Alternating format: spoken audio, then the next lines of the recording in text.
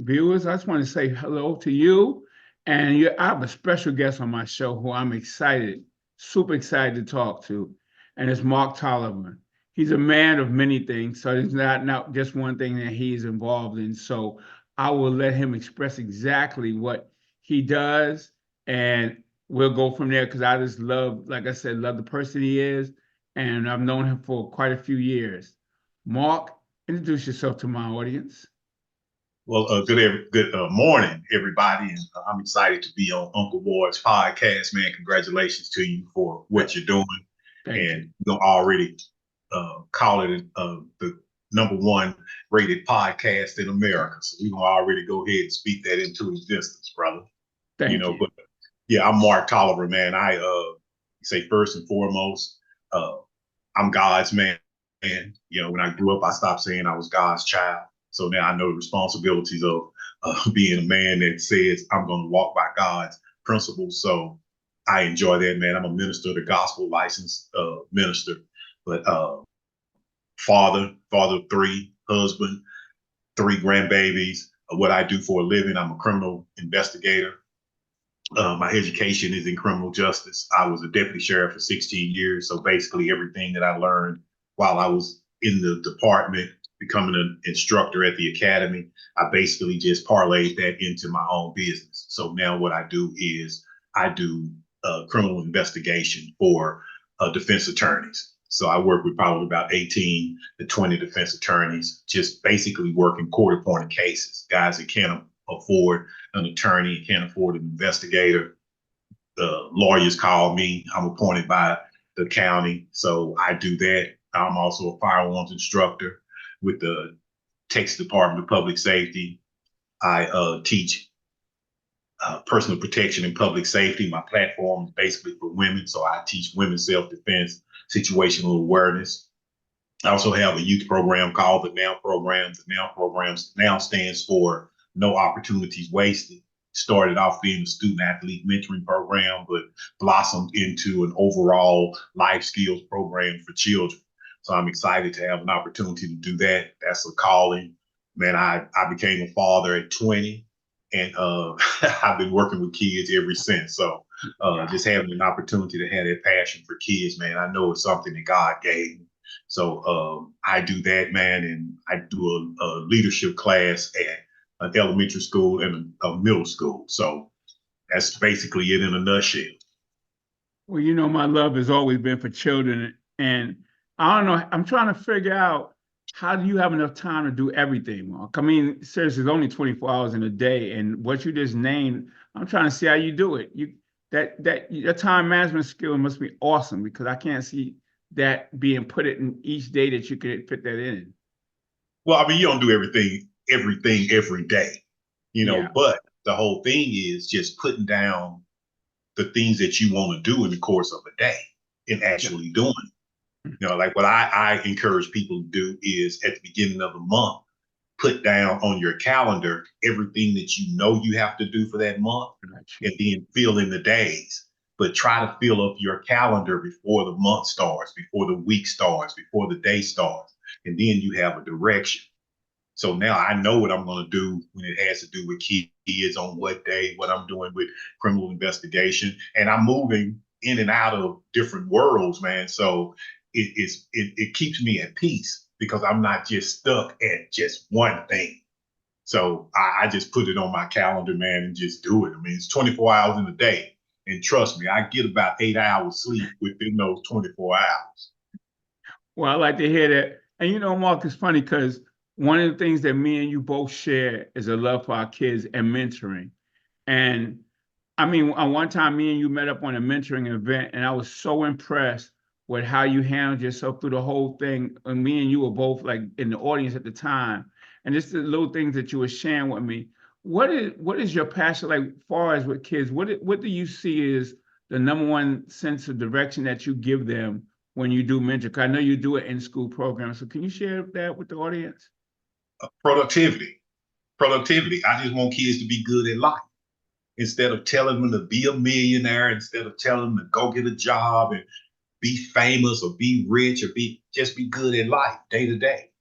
Just be good at sitting in class. Be good at paying attention, be good at doing homework. And then you'll see those little disciplines turn into good grades, turn into teachers liking you, people putting you in places of positions of leadership. You'll just have a different life when you start to be more productive. So that's just basically my brand. My brand is productivity. And I didn't mention this, but what I've recently started doing was I just started another leg of my business, which is the diversion part of criminal justice. And that deals with alternative sentencing. When somebody gets in trouble, they're sentenced, right? But as a part of their sentencing, they have to take classes. So as part of my productivity training, I also do anger management, domestic violence intervention, and shoplifting and uh, theft prevention. So these are three areas that I've recently started doing, giving those classes. So with giving those classes, we're just talking about flipping it from a negative into a positive, not being non-productive and doing things that are going to get you in trouble, but doing things that are productive, because you want to have a life after after whatever decisions you make. Want them to move you toward a productive life, not stagnate you and make you stay in one place where you're always having to deal with, what you did in your past. I love that, man. I love that because I'm gonna tell you, as a school teacher, it's a lot of things in school that I see that we don't teach that need to be taught. And I'm gonna throw a couple of components at you and let me know what you think about each one if you don't mind. Okay. One of them first is self-awareness, like knowing one's strengths, weaknesses, drives, values, and impact on others. How do you feel about that? Oh, that's number one. If you want to really start self-improvement, you got to become self-aware. And we don't tell kids about being aware when they're young, so we grow up and we're not self-aware. Right. So basically, we're basically conducting our lives based on information that we're receiving from different sources. We don't know if that information is beneficial to us or not. We just digesting it, and we're operating our lives according to what we see on the news, what we read, what we hear on the radio, what we see on social media.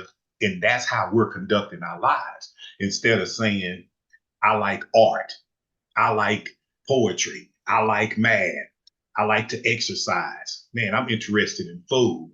And then being interested in the things that make us happy. We're conducting ourselves the way the world tells us, or the world programs us to act. Yeah. So once we become self-aware, then we'll say, hey man, I don't care nothing about no Jordans. Just give me some tennis shoes. That I'd rather have 5 new pair of tennis shoes than one pair of Air Jordans that I'm gonna wear out. It really, once you become aware, self-aware, then you start improving yourself. And we don't talk about that. It's amazing you say that because I find out the people generally who are wealthy in knowledge and even material wealth, they tend not to try to be like others. They try to be themselves because they know what being self-aware is. And far as even spending, a lot of times we don't teach that. Like, in all honesty, you don't have to have $200 pair of sneakers to validate who you are. And a lot of times a lot of things that's not taught. And I think as good mentors, that's what needs to be taught all the time.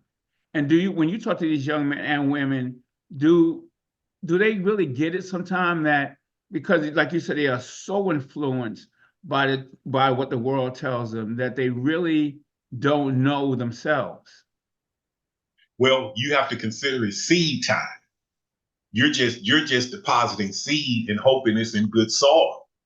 I mean, you giving them the seed. If they plant it, it's gonna bear good fruit. But some kids will listen to you and they'll be like, Coach Mark, I got it. And they'll go do it. Some will look right at you. It won't register. Some of them look at you like, man, who is this guy telling me this?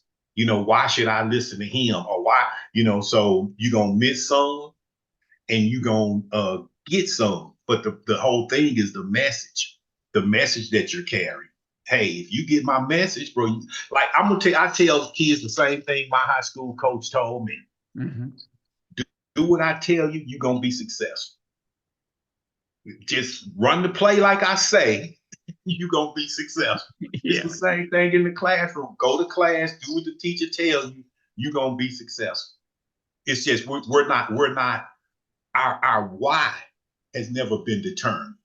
And what I mean by our why is the desire or the reason why we're doing what we do. We go to school and we just take school for granted. Yeah. And we just say, oh man, okay, I'm tired of going to school. I don't want to go to school. But then when it's over with and you're grown, if you didn't get it for the first 16 years that you have available to you, then all of a sudden you're trying to catch up. Now you're trying to catch up on the education that you missed because now you see how profitable it is for you to be good at life. You need those skills that you should have learned growing up. Well, Mark, a lot of times, and I know, and you're absolutely right, but a lot of times what I see also is we as educators need to not teach our children what to think, but how to think. And we also got to teach them the why, like you said, the why behind it. Because if you teach them something, but they don't know why they're learning it, it's just that they're sitting in classroom, so they have to know why. What is it going to lead to? What is the possibilities? What impact they can make on the world as far as learning these skills that need to be learned. Communication to me is number one, honestly, because if you can communicate, if you can really relate to people like, who am I and what do I need? Because a lot of these young men and women do not know exactly how to communicate their feelings, communicate what they want, their skill set. What do you feel about that? What I just said? Well, the problem with communication is what's the formula? Sender, receiver, feedback, Yes, right? A lot absolutely. of people don't listen. They don't listen to the message. They ready to give feedback before they receive what the sender is sending. Yeah. They already ready, already ready. So I'm gonna say something to you right quick, okay? Okay. And I want you to answer this question, okay? 30 cows, 28 chickens. How many didn't? That's a Um, question for you, Uncle Ward. Repeat that question one more time, because that sounds deep. Okay, 30 cows, Uh-huh. 28 chickens. How many didn't?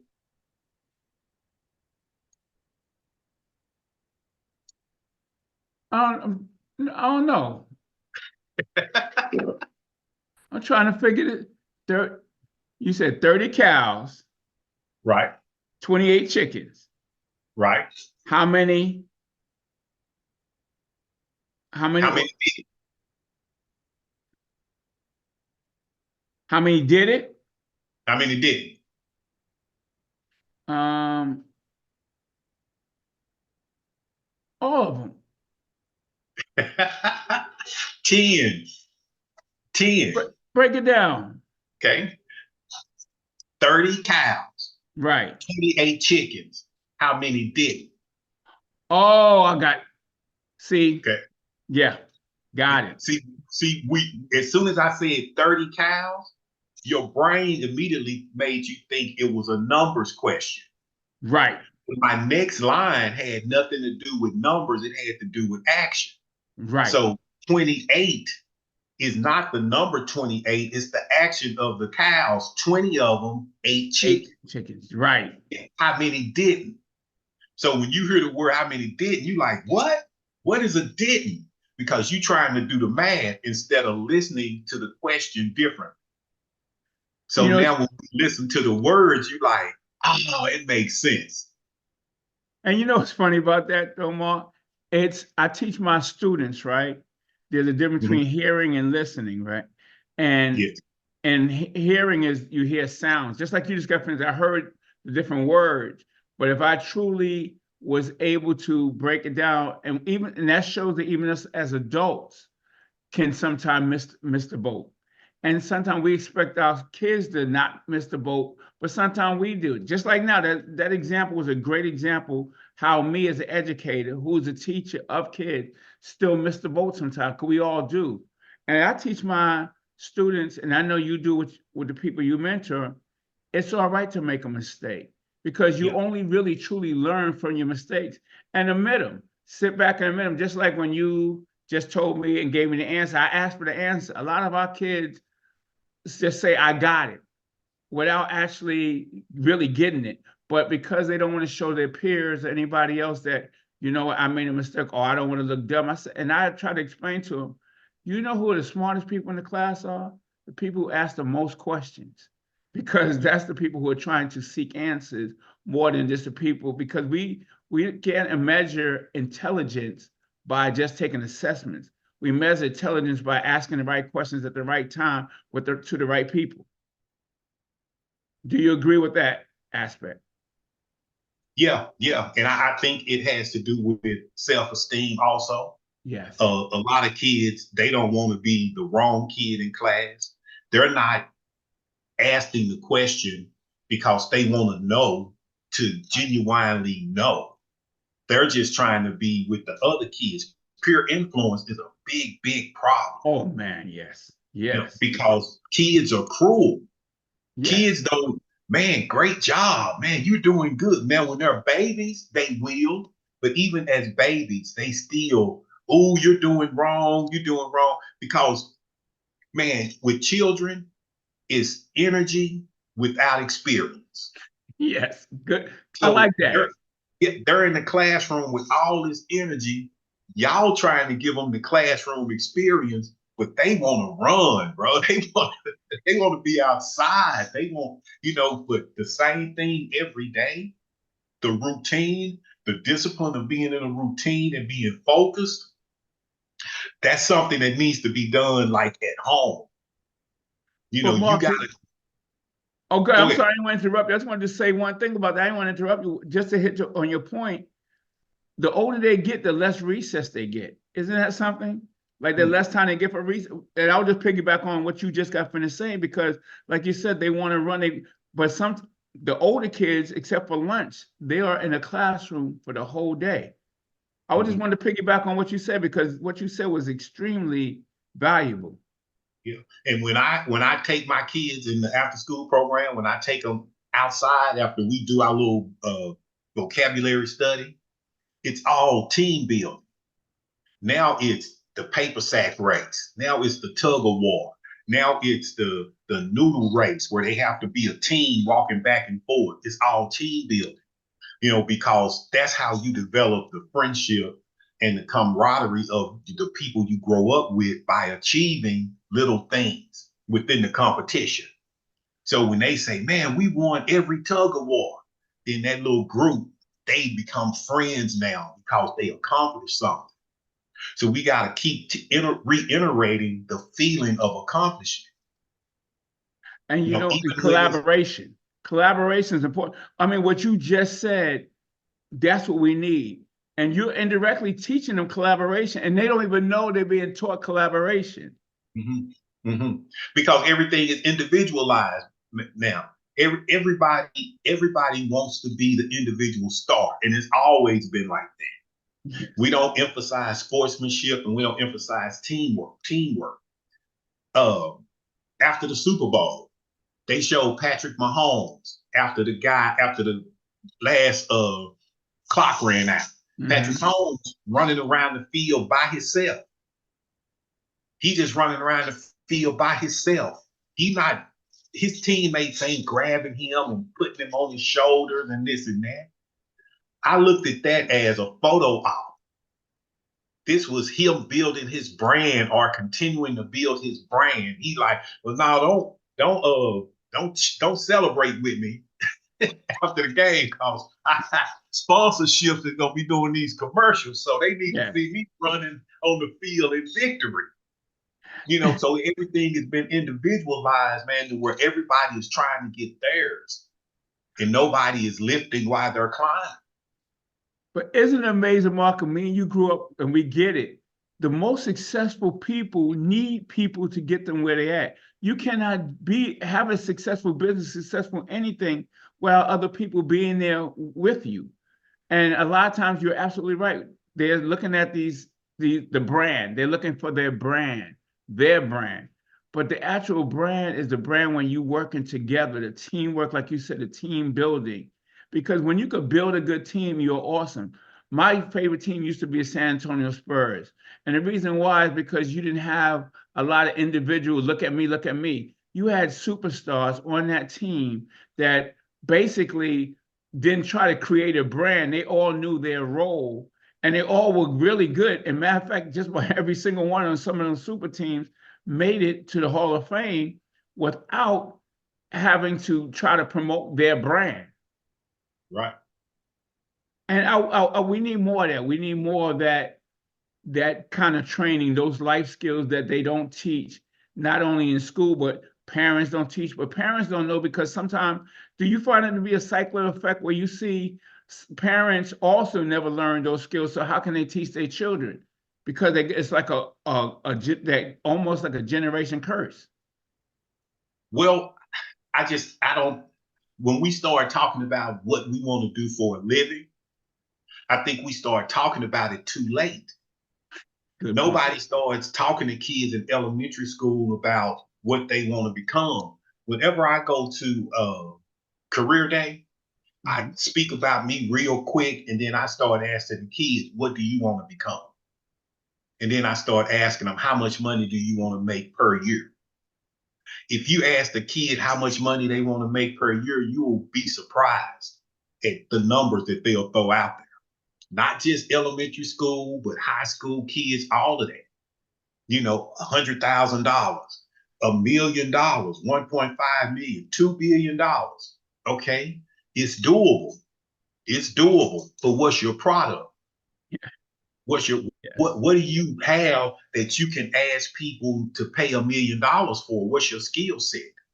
So if you want 1.5 million, are you willing to do what it takes to make $1.5 million a year? And are you willing to get the credentials to be in that type of arena with that price point? Because very few kids say, I've never heard a kid say, I want to be a principal. They might say, I'll be a teacher, but I've never heard a kid say, I want to be a superintendent. You know, and I'm like, y'all around people that have nice professions. Yes. And y'all won't talk to them about how they became a teacher, how they became a principal, how they became vice principal. You're not even interested in the careers that you're seeing right in front of you. So we grow up and we're like 18. And then all of a sudden, that critical time between 18 and 22, that's when you set the foundation for life. Yep. Whether the military, college, some type of trade. But if you don't have that, then you're 18. Now nobody's having any excuses for taking care of it. Yep. Then you're 19. Okay, if you're not in school or something like that, you're trying to fill a void. How do you fill that void? Kids either get in trouble or they start trying to be adults by getting a girlfriend and getting a boyfriend, living together. Now they got a baby. Yep. Or they get in trouble and now they in the judicial system. Both ways, they stagnate your progress because you're not going to be the same after you got a kid. Your life ain't going to be the same. Life changes big time. Yeah. So now the pressure of the responsibility, they break up. Now she got a baby, you got a baby, y'all not together. They taking money out your check, you mad, but you made the decision. Yeah. But your decision should have been at 16, man, when I graduate from high school, I'm going to UCLA for 4 years. I'm going to study this. I ain't coming home till I get my degree. Or I'm going to the military, man. I'm going to do 15 years in the military, come out, get my house built, then I'm going to go to college on the GI Bill or whatever it's called. Or, man, I'm going to go ahead and get into this welding program. And in 2 years, I can be making $80,000. I'll be 20 years old and I'm good. But they're not making plans like that. Nope. If you don't have a plan, you're going to be scared. And when you be scared and trying to figure out your life, you're going to make the wrong decisions because anybody can lead you down any road. You know, one thing I find, Mark, that's precious that a lot of people don't talk about, even in school, they don't talk about in life, that's more precious than just about anything. And if you know how to do this and value it, you can become super successful. You know what that is? Let me know what it is. time. If you knew you and everything you just said, when you have to do those things that you just said, you have to sacrifice your time. You got to prioritize your time. You got to know that, you know what? If I'm going to be a millionaire, that means I got to sacrifice a lot of time in learning a skill, learning different things, and put away the certain sometimes my entertainment that I want. And I find one of the biggest, and see if you agree with this, one of the biggest things sometimes that takes away from time is that television or that entertainment device, gaming or whatever they need. Do you see that? Or when you talk to kids, do you talk to them about that? Yeah, absolutely. But one thing about the kids is their time is already structured. They got school for 8 hours. Right. Then after school, they got after school activities. Then they come home, then they go to sleep, then they wake up. Basically, time management for them is what time they gonna do their homework. Which they want Yeah. to come home, get on the game first, play the game for 6 hours, then they don't want to do their homework opposed to coming home first and doing their homework. I just try to tell them that the way to get smart is by doing your homework. So make sure you do your homework. But with grown people, the time management is a problem because we're fearful of time. Yes. Fearful of time. And what I mean by fearful of time is I get up early in the morning.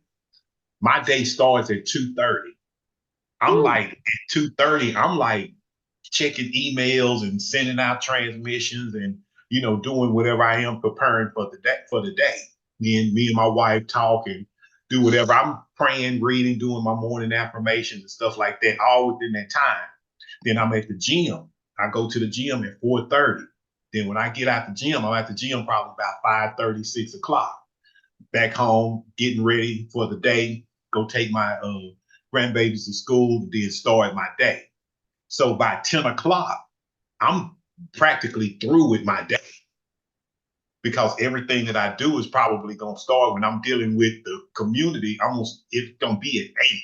If I'm going to have a meeting, my meeting probably going to be at 8:30, 9 o'clock. You know what I'm saying? Yeah. It ain't be like no 11 o'clock meeting. But my day is basically from 2:30 to 2:30 a.m. to like 11 o'clock a.m. And then the rest of the day, it's just, doing, little filler stuff or whatever. But the majority of how I grind on the day is doing those hours. You tell somebody, man, you get up at 2:30, people, man, that's the middle of the night. I ain't getting up. It's the middle of the night for you. But ask me what time am I laying down going to sleep? I'm going to sleep at 5 o'clock, maybe 5:30. But I'm resting at 5 o'clock every day.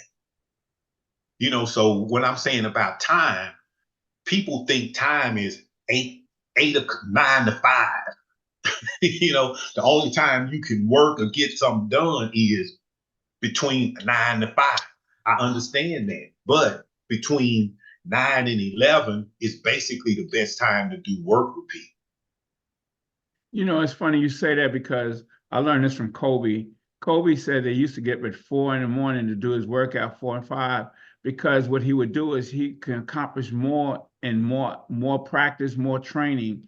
And that's why he became great, is because while other people were still sleeping until maybe 8, he already got like a workout or two in already before his day started. Then he still had time to take his children to school, do different things. And then he would, after that, he would still train again. So he had 3 trainings before they basically had one. And he did this for years. So he had so much ahead of his competition.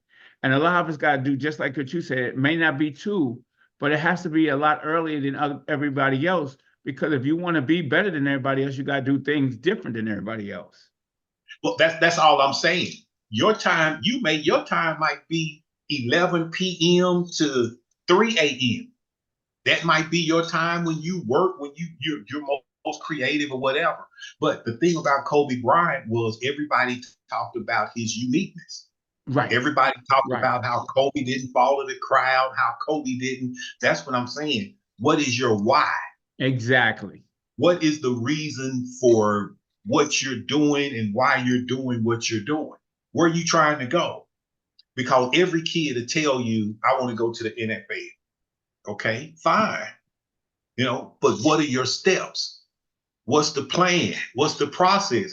How disciplined are you gonna be to get that shot? Because first things first, you got to be good in high school. Yes. Then you got to get on somebody's college football team. Every college football team, or I know every Division I football team has a pro day.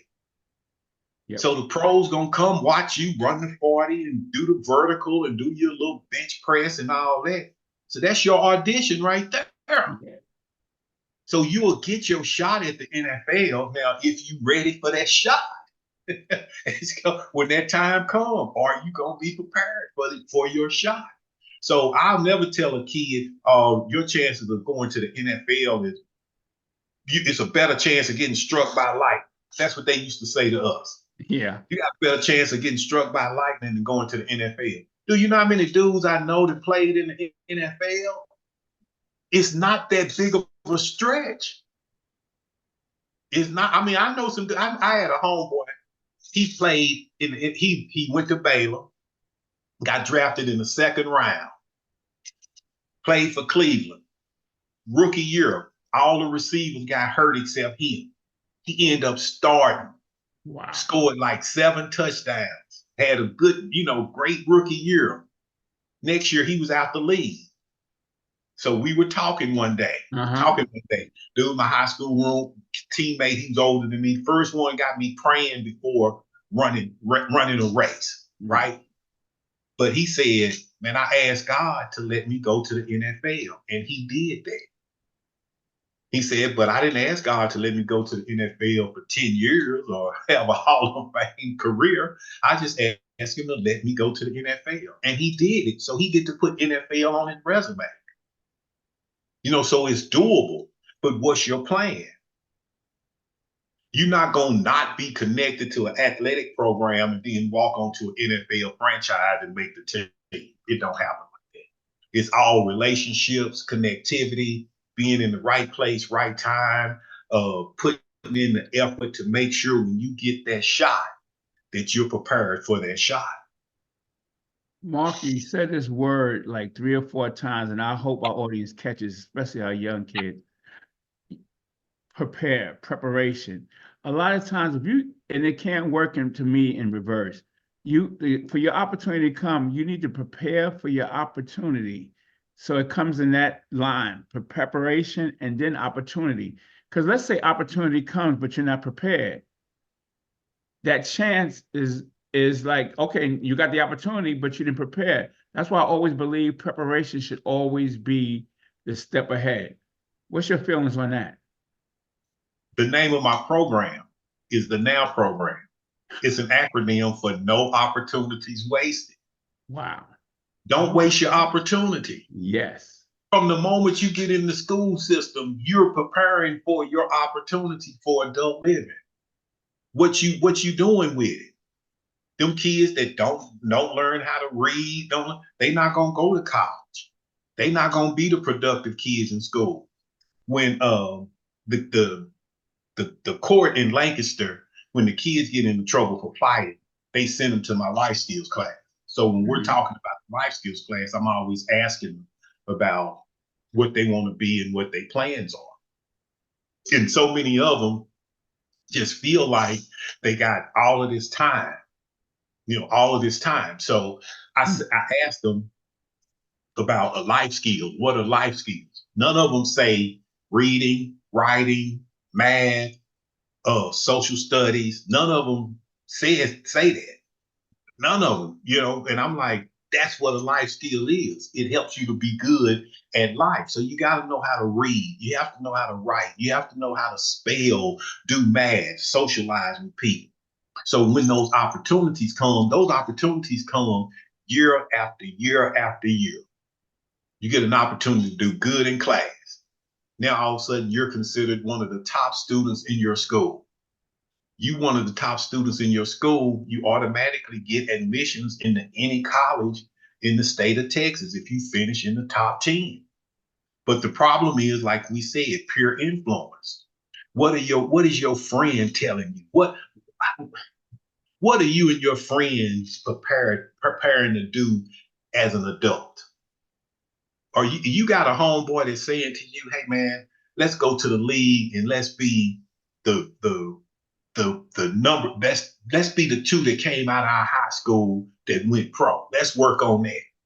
Let's go to college. Let's do all this. Let's be successful in it. Yeah. Kids are too busy telling each other what they can't do, opposed to saying, man, you can do it. It's Yeah. discouragement opposed to encouragement. You know, because in our culture, we make fun of too much. Yeah. Sad but true. We joke and laugh too much. You know, so when somebody has the message, the first thing we gonna do is make fun of the messenger. Yeah. So what America has done for our culture is we developed a sense of destroying the messenger. Yeah. So who's ever telling us something, we looking at the messenger and we evaluating him. We sizing him up, so to speak. Yeah. So we're not even listening to what he got to say because they're telling us to not believe in him. Who is he? Why do I have to believe in him? You can't tell me anything. You're missing the message. Yeah. You're right. You're missing the message. I totally agree with you. I mean, and it's sad, and they are. I got a question to ask you about opportunities since you and talked about opportunities. Are there any opportunities or problems in society that you became aware of after you started mentoring? Like you didn't even think about it. Then when you started mentoring, you saw something that you like probably just threw you for a loop, or just I'm kind of curious about that. Well, the thing that I say about mentoring is you yourself got to understand what you're trying to accomplish as a mentor. Yes. What are you trying to accomplish as a mentor? Because when I started, it started off with just student athletes. Hmm. Just with my background, being a high school athlete, having an opportunity to get a scholarship and go to Right. college, I'm like, I can teach a kid how to do that. You know, so going to college and playing college ball and being a college athlete is not I can't do it. Yeah, you can do it. Yes. So I had this kid, man, there's a kid named Vernon Woods, right? And Vernon went to Kimball. He was a 3-star athlete. And Vernon got in trouble. He got into a fight.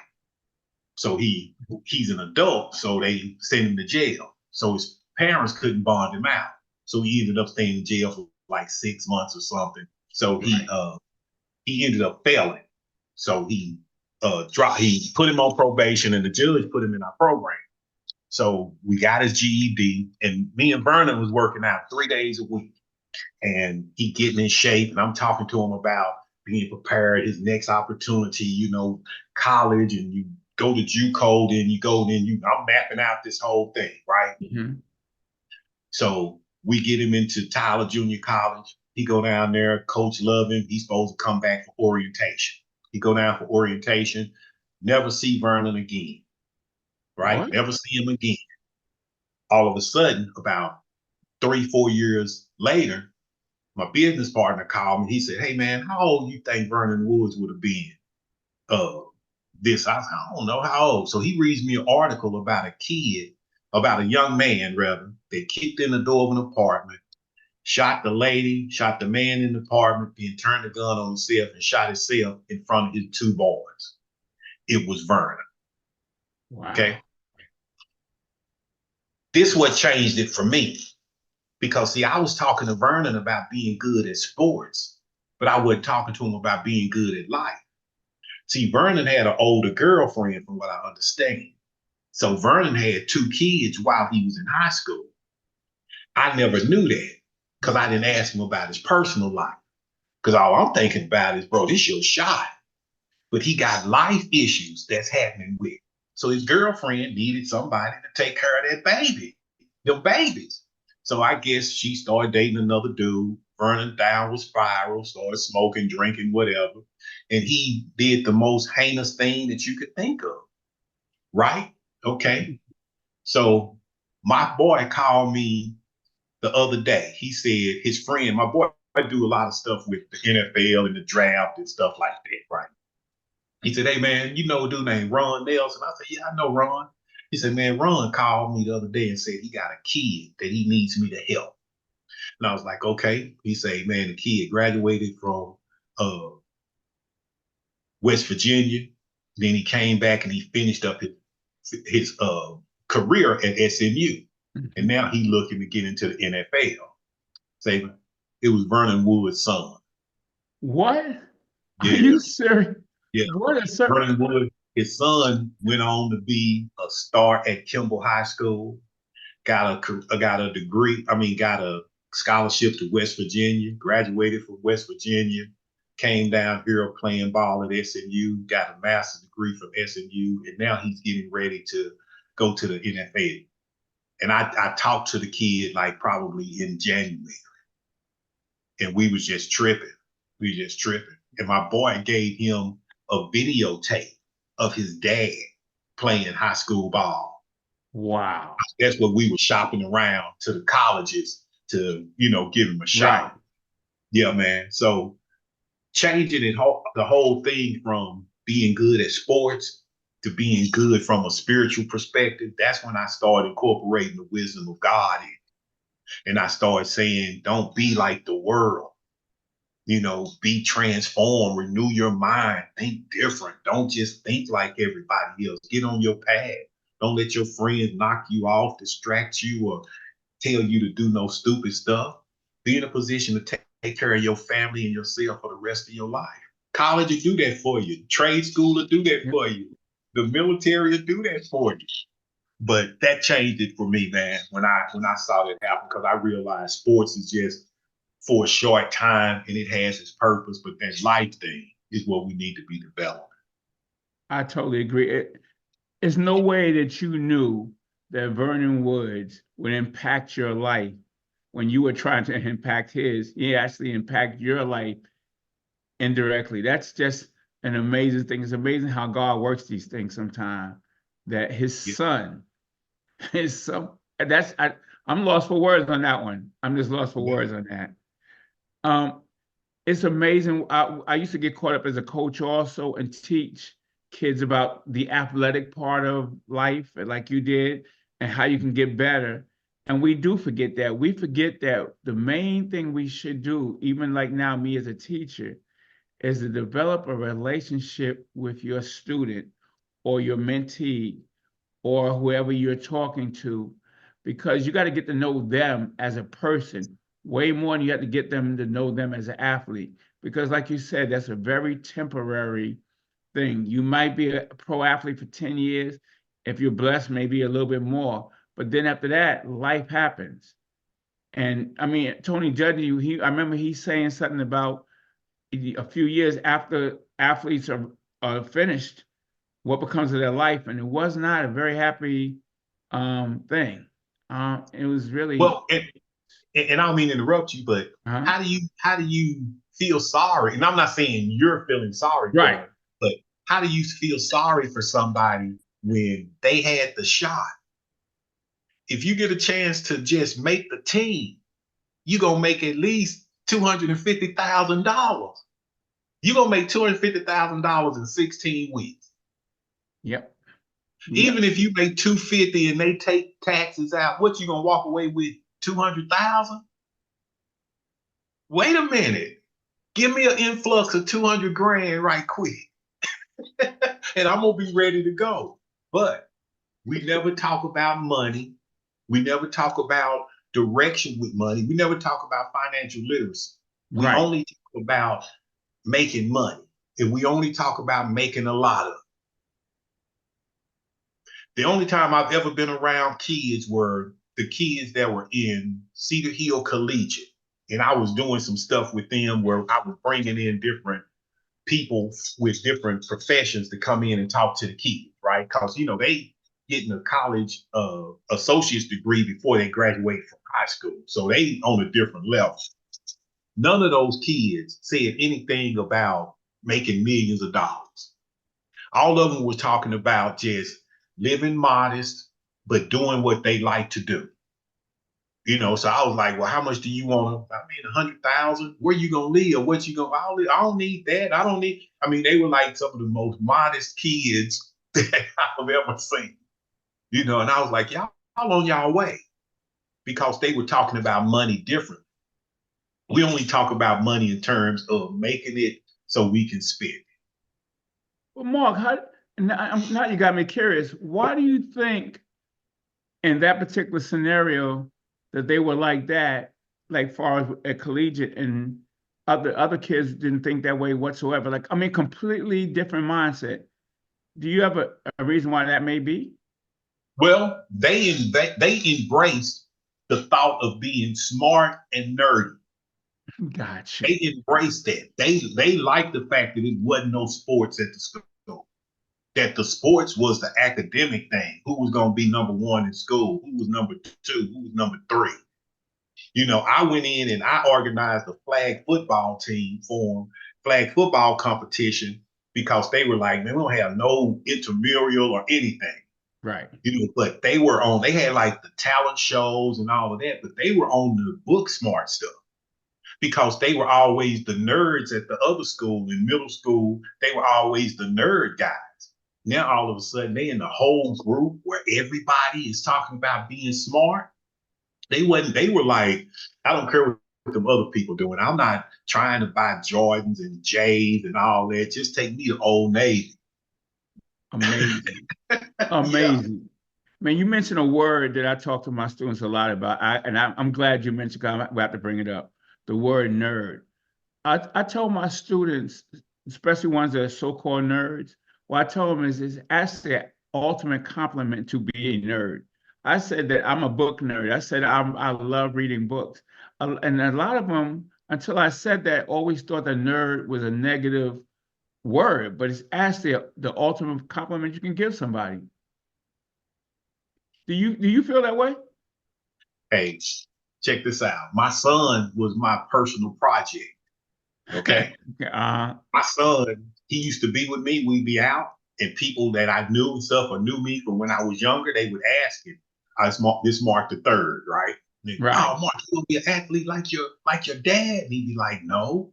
And he just didn't like that, because he was like, I'm not even interested in sport. I mean, he didn't even play like 2K or nothing, bro. He would My son would be looking at how is it made. You know what I'm saying? He was looking at like stuff like the Spiel Nye, the science guy, right? So Uh-huh. I would start calling him when he was little. I started calling him smart guy. And I told him, I said, because he would be with me, him and my daughter would be with me when I'm training the athletes and stuff like that. We'd be talking about him going to school. I said, man, the smart guy always finishes first. He always wins in the end. Being a smart guy is win. So I was telling him that his giftedness was his intellect. Always be the smart guy, right? So that was his thing. He'd always get the SOAR award. He would always finish like first or second in his class. He was just always, I mean, he would come home and go right upstairs, do his homework. I mean, he was on it, dude. He was on it. So he ended up getting a full scholarship to Baylor, academics. He graduated from high school. He graduated from Cedar Valley a week before he graduated from high school with his Wow. associate's degree. Then he got a scholarship to Baylor. He went to Baylor, graduated in 3 years. Then he went to UNT Law School, and he passed the bar last October. So, Congratulations. Wow. so now he's trying to determine what type of law or what he wants to do with that credential. Because I told him, I was like, the choice is yours. You don't have to be a lawyer. You can be in business. It's like now you just need to find out what you want to do. But the thing that I said to him was the smart guy is always going to finish first. I do not like to see athletes that have gone to school for 12 years, gone to college 4 years, and then you put a mic in their face and they can't put together a sentence. I just don't understand that. Dude, what were you doing? You never learned how to speak. How do Right. how does that happen? And you've been in school 16 years and you knew you were a star athlete. If you know you're good at something, bro, shouldn't you prepare for the next opportunity? And I totally agree. But you know what? That also gives a testament to you as a father too, Mark. You got to think about this. You being a coach, being around athletes and everything else, you, for every one of you, you know there's a lot of dads who would not be happy, unfortunately, with their child choosing academics and not being good in sports, and they would put their child down and like, yo, you got to work out. Look at you. You're always in these books. Forget these books right now. You need, and you know I'm coming from because you've been Yeah. around those dads that don't even care if their kid graduates or not. They really care about them being an athlete. Did you see that a lot as you were coaching? Yeah, you see it all the time. But that was my test also, because my son, I don't know what happened, but when he was like, I guess when he was in middle school, he just became a chubby kid. Mhm. He was just chubby. He was just a little chubby dude, right? And then in middle school, he one night we came home, man, and I had spoke somewhere, and he came in my room and he said, he said, Dad, he said, why come I'm not like you? And I said, what you mean? He said, look at me. He said, I'm like fat, round, you muscular. Why? Amber is slim and muscular. His other sister, Ronnie, I was like, well, number one, because Amber was running track. I say, Amber run 2 miles a day. Mhm. Ronnie is in college. She active. She up moving around. I say, dude, you just got a little baby fat on. That's something you can change. I say, but I gave him an example of this little girl that went to school with him. This little girl had fingers missing just naturally. I guess it was a birth defect, but her 3 fingers were missing and she only had these 2 fingers, right? Uh-huh. But every time you saw this little girl, she was pretty. Hair was always done, always nice, and she was always smiling. She never like tried to hide it or anything. She would just be talking, this and that. I told her she has to wake up every morning and feel good about herself despite that. Yes. You got something you can change. If you really want to change and put your mind to it and change, okay? He go upstairs and I tell you probably about an hour later, he come back and he showed me this insanity video. Do you Mhm. remember insanity Yeah, I video remember where him you saying work out? that's a tough workout. So he said, Daddy, this is what I want. So it was right before Christmas. And I was like, okay. So initially I was gonna say, hey man, don't waste my money. If Mhm. I get you this, you better do it. Right? But the spirit said, no, this is a chance for you and your son to bond. Yeah. So tell him you gonna get it and you gonna work out with it. Okay. So I overnighted it. The next day he came, or the second day he came, it was in his I put it on his desk in his room. Uh-huh. He got it. Daddy, let's do it. I said, no, we ain't doing it today. Say, but we'll start at the beginning of the year, right? So Christmas passed, we started at the beginning of the year. Dude, hardest workout I'd have never done, right? I mean, we Uh-huh. putting in work. But my son we doing it the whole year. All of a sudden, we go into the summer, like the month of June. My son have a growth spurt, right? Right. He come to the gym and everybody noticed that now Mark is tall as everybody, and he just slim. Wow. He lost all his weight. He's slim. You see my son now. My son like 6'1", Really? slim. Man. Now he go to school, and now all of a sudden, he kind of popular. Yeah. You know what I'm saying? Yes. But he changed it, and I always use that as that's the moment when you challenge yourself and you won. So you'll always win in life because you challenge yourself. And that's my encouragement for him, because not just for him, and also it was certain drills that we were doing that he could do that I couldn't do. So that was building his self-esteem, because now he like, come on, daddy, push through. You know what I'm Right. saying? Like, Uh-huh. dude, I'm like 200 pounds. You like, shoot. So, Right.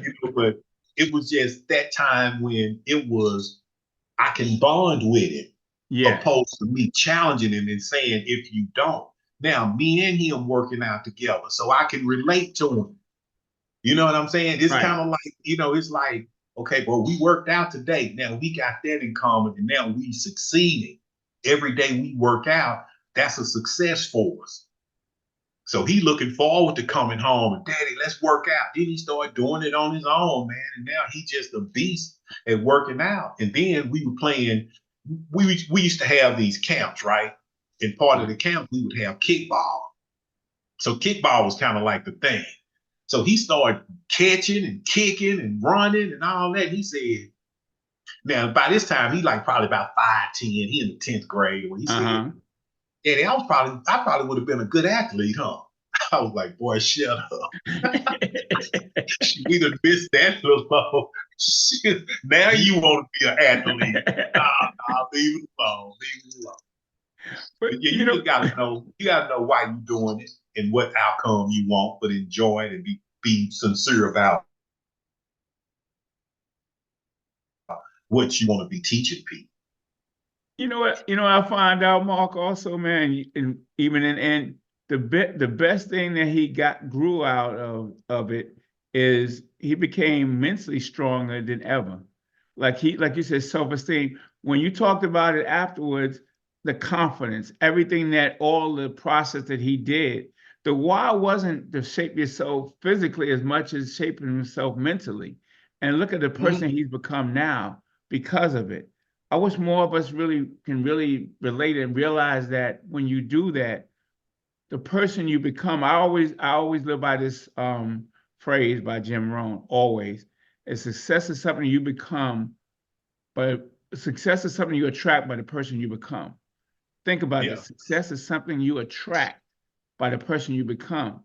When you become an attractive person, that's when success is going to come to you. And it's not a physical attraction. It's just the person you become. And I really live by that. I really do. Well, and that's my guy, Jim Rohn. That's my Are you guy. serious? That's my guy. I wish more people knew about him. I didn't even know you knew about Jim Rohn. Oh, yeah. Jim Rohn say get up early. Jim Rohn say get up early to change your life. Yes. And it did. And it did. But see, Jim Rohn also said success is in the doing. Yes. Success is what you become, but success is also in the doing. So we always trying to get to the end so we can say we did it, but nobody enjoys the process and say, man, this is what I'm building. This is what I'm working on. This is what I'm doing. Like when you say everything that I get to do, that's what I get to do. So I'm enjoying the process. So the success is not, oh man, you make a lot of money. Or, oh man, you know a lot of people. Success in the fact that I even get to do it. Dude, go ahead. Go ahead. No, you go ahead, Mark. Go ahead. I got one dude that I train. And we train 3 days a week. Well, we train 4 days a week, just 1 hour. And I drive to him 2 days a week when we're on the track, and then 2 days a week he come to me. But just every day from 11 to 12, I'm just meeting with this guy and just training him. And then I come back home and go on the rest of my day. I ain't got 25 guys that I'm training it. I got one dude. And I'm just doing it because I was like, dude, I want to see the miracle. I want to see you make this college football team.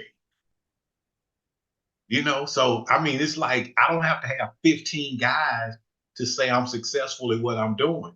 I get to do it. That's the success. And the greatest gift you give to him and the greatest gift he has is discipline. It's amazing. If you discipline yourself, I don't care what field you're in, whether it's sports, whether it's business, anything. Discipline is a chief asset you have to have. Think about it. You said you go 3 times a week, and I guarantee you, and you can correct me if I'm wrong, I guarantee you, if he didn't follow suit and didn't do it, and he said, I don't feel like doing it, I'll do it maybe next week. I guarantee you would like say, you know what? He's not the one not because of he can't do it, it's because of mental discipline and physical discipline that he has to put himself into. Well, the one thing he can't do is he can't complain when his opportunity comes. Yes. Because see, when your opportunity presents itself, you're going to either be ready, brave, and ready to take it on, or you're going to be like, man, I wish I would have worked out more. It's too late. Like you say, time. Bro, that's why time is so important. We don't get it back. How are you spending your day? I tell people in anger management, Because this dude told me, he said, uh, I said, you can walk around with peace, inner peace, and your and well-being. That's what we're seeking. You don't have to be upset with people. You don't have to be mad. He said, man, that sounds good in a perfect world. I said, dude, there is no perfect world. It's just Exactly. this world. It Yes. ain't a perfect world. It's just this world. But what energy are you putting out? What you put out is what you're gonna get back. Like you say, attraction. Yep. You know, I mean, bro, if I'm gonna be successful, it's gonna be the energy that I'm putting out. And if you don't like my energy, then we're not gonna do business no way. You hit it right on the head, energy, because it's amazing. Me as being a speaker, also, it's amazing. It's not always the words you try to articulate that really catches people. It's the energy and the true uniqueness of you really love what you're saying and you love the people you're talking to. If you're just going through the motions or you trying to be a rah-rah guy and that's it, people see right through it eventually. But when you actually truly love what you do, love the people you're talking to, and love the mission, like you said, like what you're doing, you know that it's for a purpose, and you know that you're trying to help people. Everything that you name your business, it's always about helping people. I never heard you yet say anything so you can get the glory. It's always you want to help other people, and I think that's key. Well, I think with me that I understand that God gave me a message. Hmm. So I'm humbled by the fact that God has placed his message in me. You know, along with his word, you know, because like I say, my ministry is spiritual growth. Bro, I love that because everything we talked about is authentic. When I'm Yes. telling you about my experience from a spiritual with that, from a worldly perspective, I'm telling you that because I truly believe that God is speaking through me and my experiences at this time. So everything that happens with me, I do it with a humble energy Hmm. because I'm like, it's a message that come with it.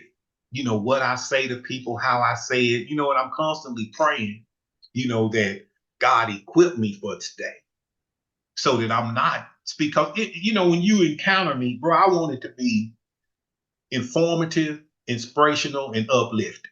You know, I don't care if we just talking, just passing. When we Right. get through, man, I'll leave me with a joke or something. Leave me with something good. Don't bring me down. You know what I'm saying? Yes. You know, but I'm just like, man, this life is too short and time is always running out. So are we living life or is life living us? Are we just waking up, going to work, man, coming home, taking a shower, drinking a beer and sitting in the recliner? Or are we going to work, coming home, going to work out, coming back, cooking dinner, reading a book, laying up, putting our feet up for a few minutes, then laying down, relaxing, and going to sleep? See, life's too short. And what you just said is every day you should make it impactful, every day. And one thing that you said, Mark, that's really key is the words you speak to people too, and the words you say, because words give life. Like you can actually save somebody's life by the words you say and the actions and everything you do. Sometimes we miss that we do that. Yeah. What is the message you carrying, bro? Right. What is the message that you're carrying into the world? Is it positive or is it negative? You know, man, people are like buttons on the elevator. Shoot, they either take you up or they take you down. I love And that. sometimes they get you stuck. And you never want to get stuck on the elevator, boss. No, no way. You will not be at peace if you get stuck on the elevator. I don't care who you are. But who are you interacting with? Who are you spending time with? You know, because I don't have time to be lonely and be like, man, my course, I don't talk to nobody or it's on the phone. I don't do it because wherever I am, I either want to be giving or receiving. Yes. I don't want to just be idle, just not doing nothing. You know what I'm saying? I always want to be on some type of plan until I come home and I shut it down and I'm saying I'm at rest. Man, you sound like me, man, and that elevator analogy also. You got to remember You don't want nobody in that elevator is gonna push the stop button, because a lot of times we go in the elevator, and Yeah. sometimes when the doors need to close, let it close. Don't let that person come in there who's gonna mess up your elevator or push the wrong buttons. And that's why I'm always really cautious of who I'm around. I'm always cautious, and I tell my students, be careful, do not, and I know it's an old saying, Mark, but I know you've heard it also. If you're the smartest person in your group, you need to find another group, because you Hey, man, cannot grow by doing that. check this out. Check this out. I'm gonna take it to another level with that same saying. Okay. If you look around your circle of influence and you're not inspired, then you're in a cage. Whoa, Think about it, that bro. that's If true. everybody in everybody in your circle of influence don't inspire you to do no better than where you are, bro, you stuck. You in a Yeah. cage. Your homeboys got you. Y'all got limited potential. Because who you gonna go to for instruction? Who you Right. gonna bounce ideas off of? How you gonna grow if you're not inspired by anybody doing anything? Y'all gonna be doing the same thing. Y'all a hamster on the hamster wheel, And going nowhere. But going nowhere. and you know the sad part of it is sometimes you don't even know that you're not going nowhere, because they don't know. So you don't have anyone that's actually knowing that you're actually in a cage. Man, do you know how many young men and young women are growing up and their mentors are they friends? Wow. Their mentors are probably somebody that's 3 years older than them. you That know, ain't been through life themselves. right, right. And they just going through like they giving them teenage advice. You know what I'm saying? Because Yeah. they 16 and they're 12, or they 16 and they 13 because they in high school.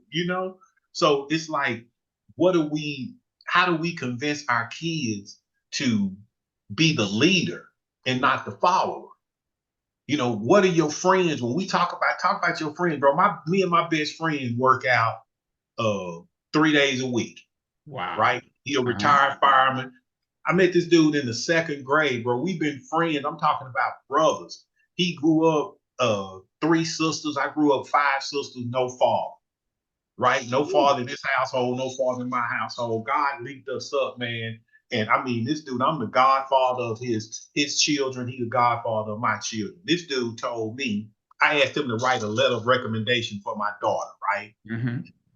He wrote and told how we met on, well, not how we met, but he said our friendship was solidified in the second grade when he came to school one morning without a jacket, didn't realize how cold it was. I had on a Letterman's jacket that I got from like my cousin. He said, I don't even remember this, bro. He said I took the jacket off, gave him the jacket, and we've been friends ever since. I That don't even one remember thing, it. that one action, Yeah. that's amazing. Now look, I'm telling you, this dude then just showed up in my house, man, because I'm the first one to have children, right? Mhm.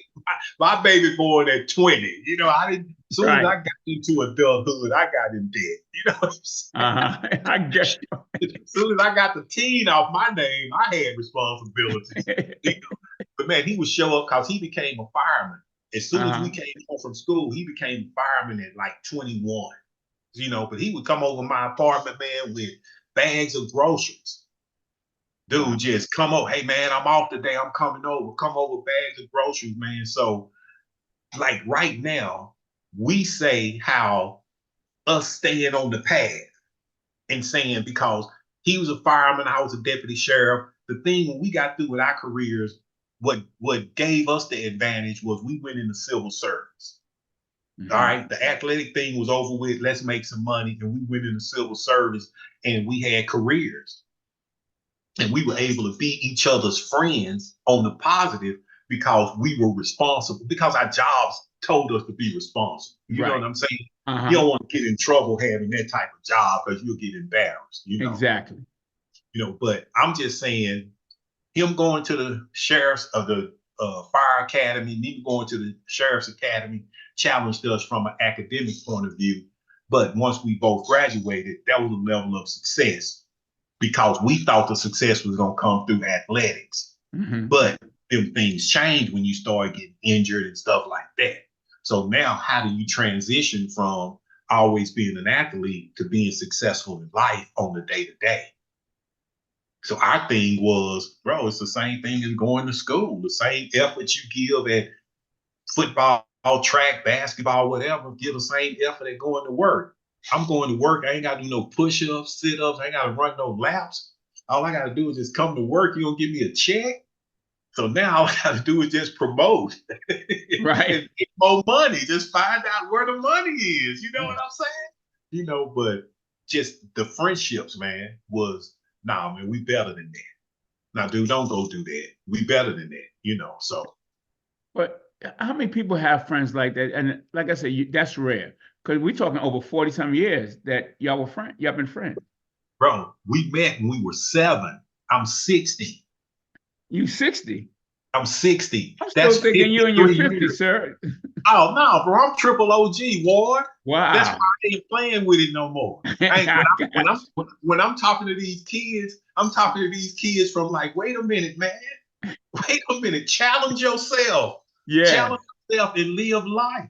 Life ain't gonna be easy, but enjoy it. Find where you want to go and just get on that path and just ride it till the wheels fall off and have fun. I've gotten an opportunity to do everything I've asked God for. You heard of the Elite News? Yeah, sure did. Dude, I used to write for them. Right? Did you really? I wrote that for lead them. news been out for a while too. Man, for a while. I mean, at one time it was the Post Tribune, and I would say the Dallas Weekly, but the Elite News was probably the most popular black publication because it was in all the churches and all the black people. I used to see, that's why I used to see him there. Yep. So I just had this inclination that I wanted to be a writer, right? 99 or 2000, right? I wanted to be a writer, right? So all of a sudden, I'm in the courthouse. I see Bill Blair, who was the editor, the chief. Yeah, Bill, did you Bill really? Yes. So I walk up to him and I say, no, he walk in the courtroom that I'm in, and I say, Mr. Blair, how you doing? I'm Mark Toliver. He say, boy, I know you. I've been watching you run track since you was in the 8th grade. And I say, Mr. Blair, let me write for your newspaper. He said, oh, I'd love to have you. He said, come to the paper tomorrow. Tell Randy to give you 2 columns with your picture. He didn't ask me, what's my writing background? Do I know how to spell? Mm-hmm. He didn't ask me none of that. He just said, come on and write. Man, I started writing about kids in the neighborhood. It was called Toliver's Talents. And I'd pick a kid, I'd write about them, their favorite stuff, favorite actor, favorite person, what they like, something about them, this and that, put their picture in the paper, and boom, now all of a sudden it's all over the schools, all over the black churches, all over, and just giving positive impact to them, right? Mm-hmm. This all came from me just saying to God, you know what, I want to be a writer. Then I see Bill Blair. Now all of a sudden I'm writing, man, for the next 15, 20 years. I wanted to be in radio, TV. That's what I went to college for. Okay.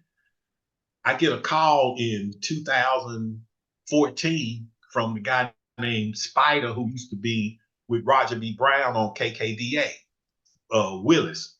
And Willis Johnson? No. Spider's last name is Willis. Okay, gotcha.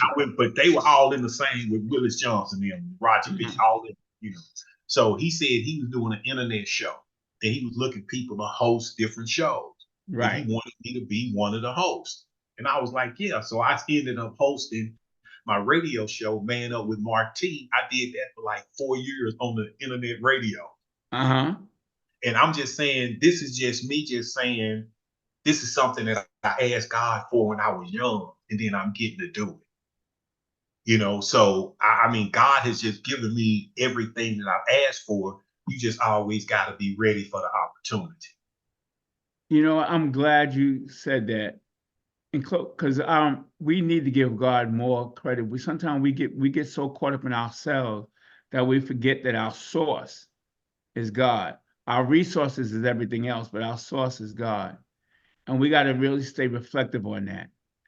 Mark, I want us, we got to do this again. I'm sorry, this is, Oh yeah, absolutely. you got to let me know another time when we got to do this again, because I even haven't even touched on other things that I want to talk to you about that we got to definitely do this. Do me a favor. Can you share your contact information with people so that they can know? And you know, I would like also people to subscribe, like and subscribe, and leave your comments on today's podcast. This I loved it. This is we could talk forever, Mark, and I know it, but I know as usual you got other things that you got to run to also. I know you're coaching later on this afternoon and everything else. I'm just, man, I enjoy this like so much. But please share your information. And can you tell the audience right now where you also where anything that they may know, especially the young kids, we need more people like you to be leaders on that. And next time we will talk about leadership. I want me and you to discuss about leadership and the importance of it and the impact of it on our next podcast, if you don't mind. Oh yeah, I did. I was just trying to type my information into the thing. But yeah, man, whatever you need, just let me know. Okay, and I Yeah. see it's know how to shoot, know how .com. to the number two shoot.com, Yeah. and also anger management and lifeskills.com. Yeah, I man, I want was my surprised audience when to I hear got. that very carefully again. I want my audience to know this because trust me, this is a good man. Know how to it's a number two, the number two, shoot.com. And the other website is anger management and lifeskills.com. Yeah. Mark, it's been a pleasure speaking to you. And I really appreciate your time. And we will definitely have another podcast in the very near future. Man, well, good luck on the podcast. And you and DeMarcus, man, y'all good guys. And I know y'all will be successful. Just keep getting that positive content, man, because my thing, when I tell people that are saying they're getting ready to get into podcasting and stuff like that, my encouragement would be don't be about the viral uh, aspect of it or trying to go viral or but the content, man. As long as the content is good and pure, then you're going to be helping people because like I said, we're being programmed and the programming is detrimental. So when we have people on here and we're talking about positive things and being positive and self-awareness is a big thing, then that helps us to grow. That helps us to grow. So just, man, y'all just be genuine to it, man. I'm going to be praying for you and I'll be looking to see y'all blow up. Well, thank you. And like I said, and thank you for those words of wisdom, because it's got to be God that guides this. Because if he's not behind it, it's not going to be successful anyway. And that's why I always want God to be there. Thank you for your Hey, words of wisdom. wait a minute now. Wait a minute. Because we just said success is in the doing. Y'all Yes, doing it. So y'all already successful. man. Thank The you, world just got to catch up, bro. The world got to catch up. Y'all already doing it. So y'all successful. man. You are so right, man. Thank you, Mark. Thank you, man. Absolutely, man. Man, I hope the game goes well later on today, and I'll talk to you later. All right, brother. I appreciate y'all. We'll see y'all later. All right, love you, my brother. You have a good one. All right, you too, boss. Peace. Peace.